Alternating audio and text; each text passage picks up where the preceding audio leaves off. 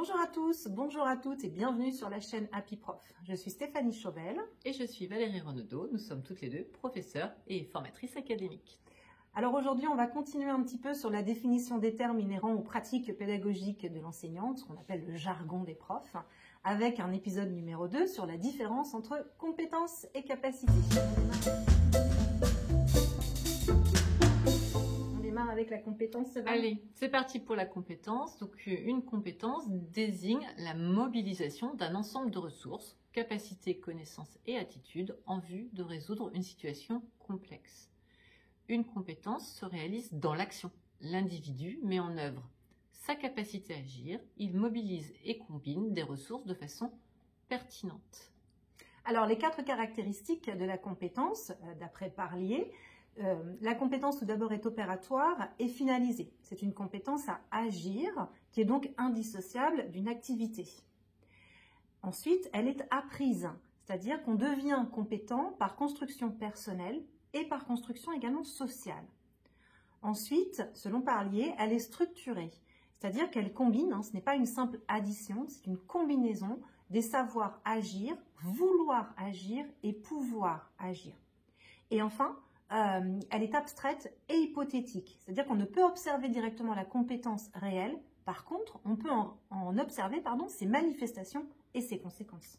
2 caractéristiques sont propres à la compétence. Elle est toujours orientée vers une finalité, un but qui la détermine, d'où l'importance d'un projet d'apprentissage sur une durée. Donc j'apprends telle chose pour faire quelque chose, et elle s'exerce au travers d'une activité qui est donc fortement contextualisée. Donc les enjeux pour nous enseignants, c'est que le travail par compétence va dépasser l'intérêt à effectuer une tâche simple et circonscrite. Les compétences vont obliger des activités qui provoquent un transfert des connaissances et des capacités. Alors de plus, elles possèdent également une dimension sociale et donc interactive. Une capacité, quant à elle, c'est l'aptitude à faire quelque chose, une activité qu'on exerce. Identifier, comparer, mémoriser, analyser, synthétiser, classer. Ce sont des opérations mentales, des mécanismes de la pensée que l'individu met en œuvre quand il exerce son intelligence dans un contexte donné. Alors pour Philippe Mérieux, qui définit la capacité, il nous dit que c'est une activité intellectuelle stabilisée et reproductible dans des champs divers de connaissances. C'est le terme utilisé souvent comme synonyme en fait de savoir-faire. Aucune capacité n'existe à l'état pur et toute capacité ne se manifeste qu'à travers la mise en œuvre de contenu. Alors pour citer un autre didacticien, Philippe Jonart définit la capacité par le fait qu'elle est formée de plusieurs connaissances agrégées, c'est-à-dire qu'elle est le produit de plusieurs opérations mentales consécutives permettant à l'apprenant d'agréger, de combiner, de synthétiser des connaissances pour arriver à un résultat. Les capacités s'appuient donc sur les connaissances et les englobent. La capacité est stable, disponible dans un répertoire cognitif et dépend de contenus très précis, activités et connaissances. Alors les enjeux à nouveau pour ces capacités, donc lorsque les capacités sont stables, elles peuvent être mobilisées dans d'autres domaines, ce qui est bien ce que l'on recherche nous en tant qu'enseignants. Tout à fait, la capacité varie donc en fonction des connaissances restituées, mais aussi de l'activité réalisée.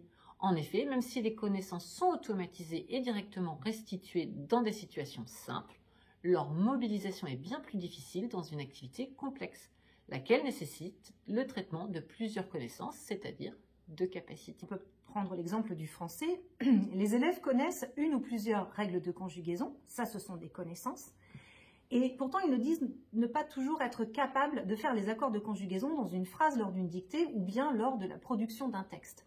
Ainsi, l'automatisation, c'est-à-dire la restitution de plusieurs connaissances dans une activité complexe, change la difficulté par l'obligation de traiter plusieurs connaissances, c'est-à-dire des capacités. Vous voyez sur votre écran s'afficher un petit récapitulatif de ce qu'on entend par les 3 termes que l'on vient de définir.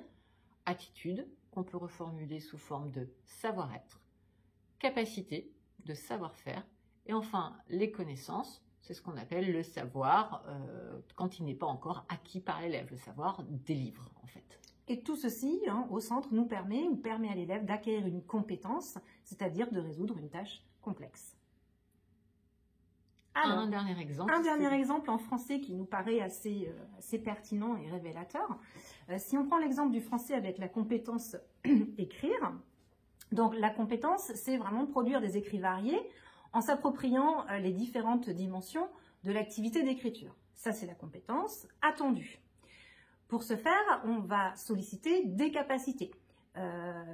La capacité donc à mettre en œuvre tout simplement les connaissances, c'est quoi ici? Ce serait je suis capable d'écrire une lettre aux élèves des autres classes pour les inviter à venir assister à notre chorale de classe. Ça, ce serait la capacité. Et pour ce faire, on a donc besoin de connaissances. Les connaissances, ça serait je connais les caractéristiques de l'écriture d'une lettre, c'est-à-dire je sais qu'on écrit une lettre pour communiquer avec une ou d'autres personnes, et je sais également qu'il y a des contraintes de présentation, une date, une personne à qui on s'adresse, etc. Donc les connaissances, les capacités au service d'une compétence attendue. Voilà, cette vidéo est maintenant terminée, en espérant qu'elle vous a permis de mieux comprendre les termes que nous venons de définir. N'hésitez pas à liker nos vidéos ou à nous soumettre d'autres mots de vocabulaire qui vous posent problème dans le champ de la didactique ou de la pédagogie. Et nous ferons un plaisir d'essayer de vous aider. Merci à tous et à bientôt sur Happy Prof.